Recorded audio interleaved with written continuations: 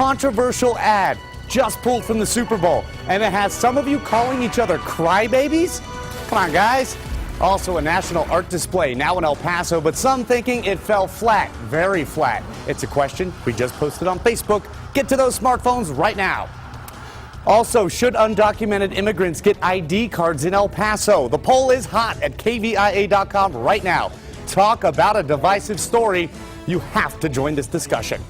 And we're also personalizing the blizzard back east with some crazy pics. Of course, we're doing it with people we know through social media. Nichole. We are under a storm track weather first alert, tracking changes to the forecast. Get your umbrellas ready. You will need them. Details in storm track weather. Glad I did not put it away. Thanks, Nichole. It's all next on ABC 7 at 9. Get ready. You become part of the day's news right now. Live, where news comes first. From the Mesilla Valley at Las Cruces to El Paso and the borderland. This is ABC-7 at 9 on the El Paso Las Cruces CW. Hello, everybody. Thanks so much for joining us tonight on ABC-7 at 9 on the CW. I'm Bob Harp, and as always, we have Nichole Gomez, our storm tracker and social media goddess. Hey there, Bob. This is the only newscast dedicated to what you're saying and seeing. It is easy to see you on the CW. Join the ABC-7 social media network right now. Every night, I will come up with a different title for you. It's getting good. I like these. I know. Tonight, you're a goddess. All right. Nichole, we'll check in with you in just a second. First, though, of course, as always, let's get to our stories, the top stories that you need to know before joining the social media discussions. First up tonight, the state is dropping child pornography charges against a former urban high school teacher, so he can begin serving the 50-year no parole federal prison sentence that was already given to him.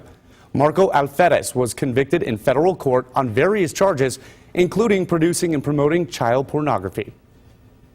Joel Garcia is staying behind bars, at least for now, charged with 3 counts of intoxication manslaughter. He's accused of driving drunk and killing 3 people in East El Paso in a crash on Christmas Eve. We were in court today. As Garcia, you'll see him in the orange and white jumpsuit, sat before a judge. Garcia entered a plea of not guilty. You need to know the judge still has not decided if Garcia's $300,000 bond will be lowered, as the defense is requesting. The judge is also ordering a gag order. A lot has happened since the Christmas Eve crash. We have complete coverage at KVIA.com. You'll find all court documents that we got related to the crash, our interviews with friends and family of the Deal brothers, Isaiah and Josh's girlfriend, Shannon Del Rio. Those are the 3 killed. Plus video of the celebration of their lives. Just click on our top story section right now. We're also working tonight to identify a woman killed when hit by a car downtown just before noon today at San Antonio and Oregon. The intersection is open to traffic tonight.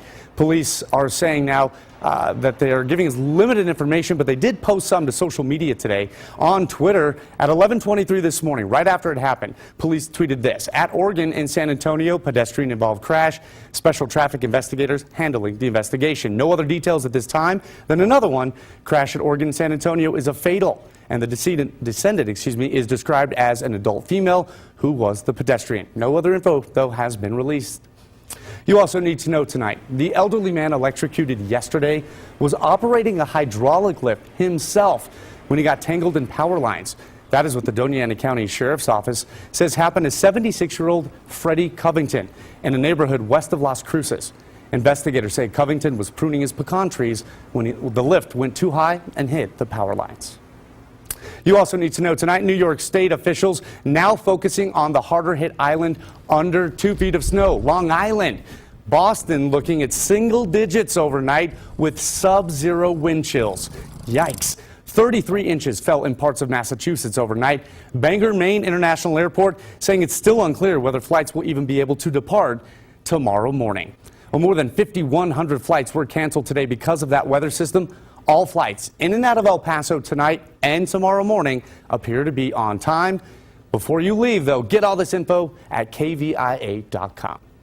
All right, back here in the borderland, a live look now at downtown El Paso from our exclusive mountain cam. Just to the east of it, actually toured by the Spaghetti Bowl. You see the X there in the background in Mexico. It's a beautiful night tonight. Yet another first alert was issued because we're expecting a drastic change. First, though, the good news. The Storm Track Weather Team is expecting tomorrow to be filled with sunshine and warm temps, just like we saw today. ABC-7 video from West El Paso showing you just how nice it was. Come Thursday, though, the sky will likely turn dark.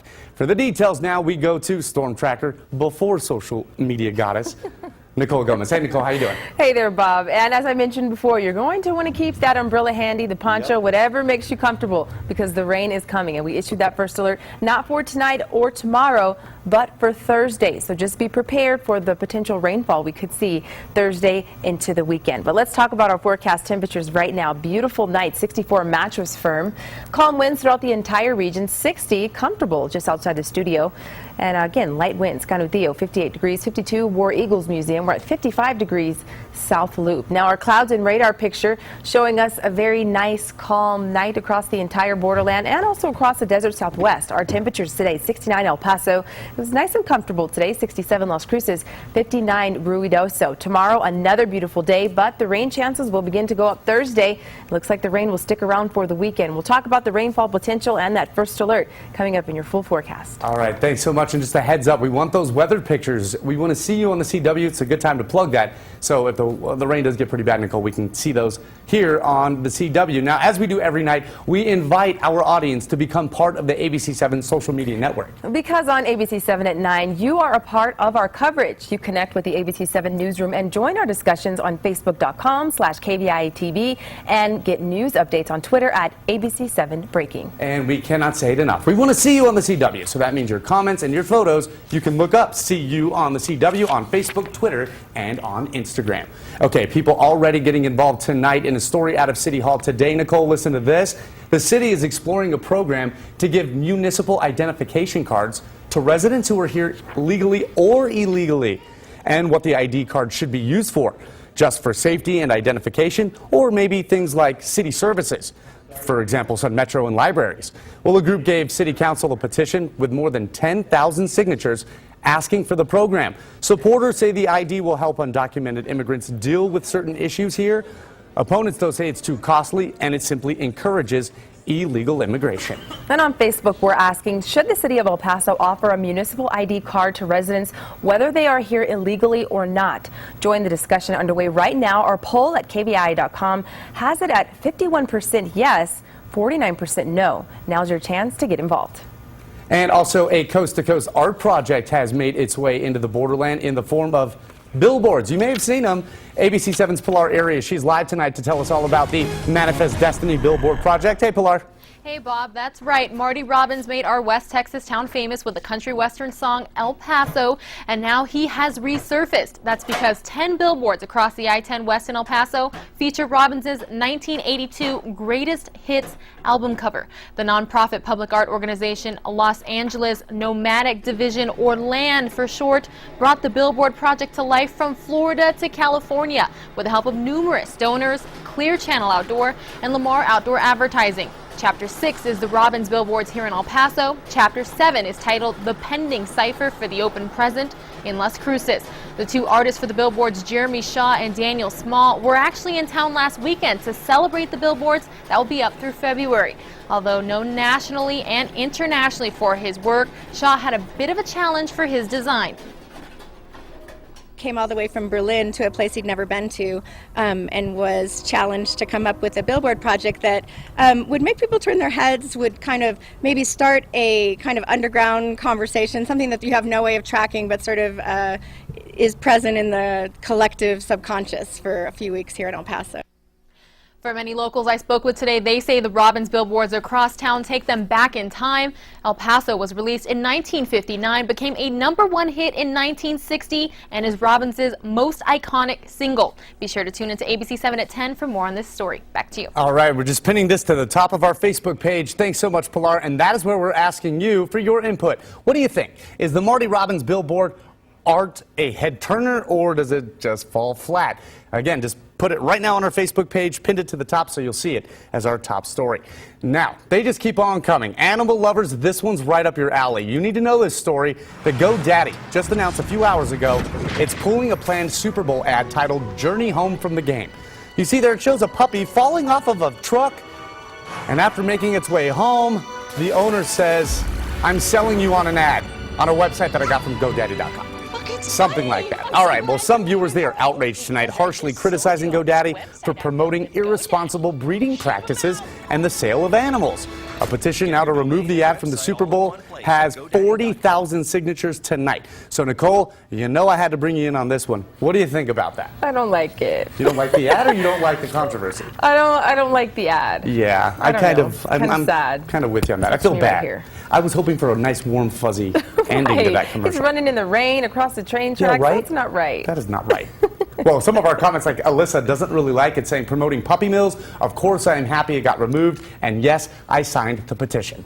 And Melissa and Philip say, what a bunch of crybabies. The commercial for ASPCA are more disturbing than a dog jumping or falling out of the back of a truck. And Retha telling us, not a crybaby, just have a soft heart. From Martin, good thing about TV is that you have the option to change the channel. And Tony tells us, yes, never should have even had the idea to make such an ad. Shame on them. And this discussion still getting comments and likes and shares right now on our Facebook page, Nichole. Now, remember, we want to see you on the CW. Tonight, we are showing you some kids who might have a problem with the way that we spell it. You see that CU? It's kind of a play on letters. You were over at Coldwell Elementary today, right? Yes, I was. And today I put on Twitter some pictures from the school's spelling bee. Bob, I got to tell you, really smart bunch of kids. I took some of the pictures of students today as I sat on the stage, and I'm sure some of them were a little nervous, but Bob, I was really nervous too. You couldn't tell they were nervous though. And when all is said and done, Adrian Urbina was the last student standing. Congrats to Adrian, who is the Coldwell Elementary Spelling Bee champ. And here's a picture of Adrian with the runner-up, Angel Hakis. There were 68 participants who all did such a great job, Bob. And one more shot. Look at this one. I'm sure this made this young man's day. No, he made my day. He's so smart. Well, that is just a lucky young man right there. Hey, congrats to him, though. And, Nichole, you are a hard-working woman. You're helping the kids. You're making your kids shovel the snow out of your driveway, as we showed last night. But you're actually busy tracking some storms tonight. That's right. We have issued that first alert, not for tonight or tomorrow, but changes that are on the way. Those details coming up in your full storm track weather forecast. Looking good. Thanks, Nichole. Also, our coverage of that nasty blizzard, it continues right here on ABC-7 at 9 tonight. How the governors back east are using social media to keep people safe. Plus, we have pictures that we've been tweeting from Nichole's uncle all the way up in Boston. I should have asked my relatives to do the same thing, Nichole. Thanks for reminding me. I've got family in Boston as well. Also, coming up, it's a story that had Juan posting on our Facebook discussion saying, I was more scared of losing Facebook than losing my girl. LOL. What story is it? We'll tell you. This is ABC 7 at 9 on the CW. We'll be right back.